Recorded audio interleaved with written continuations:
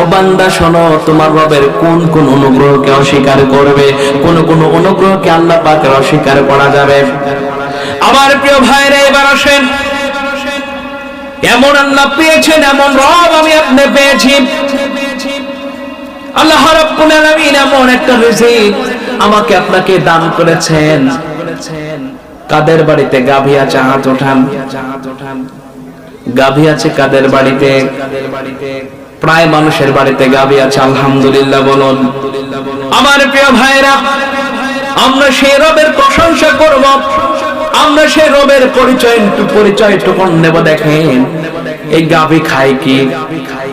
খের কোটা, খড় খায়, ঘাস খায়, লতা পাতা খায়। কথা বলেন ঠিক না বেটি? প্রিয় ভাইরা আমার, এই যে গাভী খড়কোটা খাইল, ঘাস খাইল, দেখবেন প্রিয় ভাইরা আমার, যখন সকাল হয়ে যায় আপনি একটা বালতি হাতে নেন। কথা বলেন ঠিক না বেটি? এই বালতিটা হাতে নিয়া আপনি গাভীর কাছে চলে যান, দুধ দহন করেন। কথা বলেন ঠিক না বেটি? এই গাভীটা খাইলো খড়কোটা, এই গাভীটা খাইলো ঘাস, এই গাভীটা খাইলো পানি, কিন্তু যখন আপনি দুধ দহন করেন, সেই দুধ দহনের মধ্যে, দুধের মধ্যে এক চিমটি পর্যন্ত কোনো ঘাসের পরিমাণ দেখা যায় কিনা? ঘাস খুঁজে পান? খড়কোটা পেয়েছেন কোনদিন? মনে হয় পেয়েছেন, কি বলেন? আমার প্রিয় ভাইরা, গাভী ঘাস খাইল, রবের পরিচয়টুকু নেন। কেন রবের ইবাদত করবেন না, দাসত্ব করবেন না, গোলামতি করবেন না? কেন?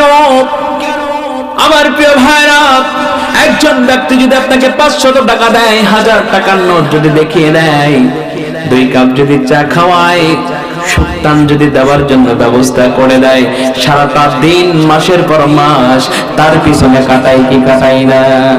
কিন্তু যে রব এত ফুরন্ত নাজ নিয়ামত দিয়ে আমাকে আপনাকে বাঁচিয়ে রেখেছেন, 500 টাকার কাছে ঈমান বিক্রয় করে দেন, 1000 টাকার নোটের কাছে ঈমান বিক্রয় করে দেন, 2-1 কাপ চার বিনিময়ে অনেক মানুষ আছে ঈমান বিক্রয় করে, আছে না নাই? 2-1 কাপের বিনিময়ে ঈমানটাকে বিক্রয় করে দিলেন।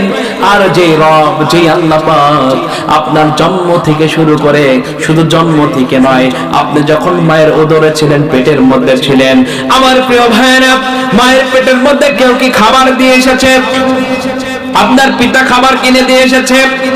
আপনার মা কিনে নিয়ে দিয়ে এসেছে? না, আপনি পৃথিবী আসার আগে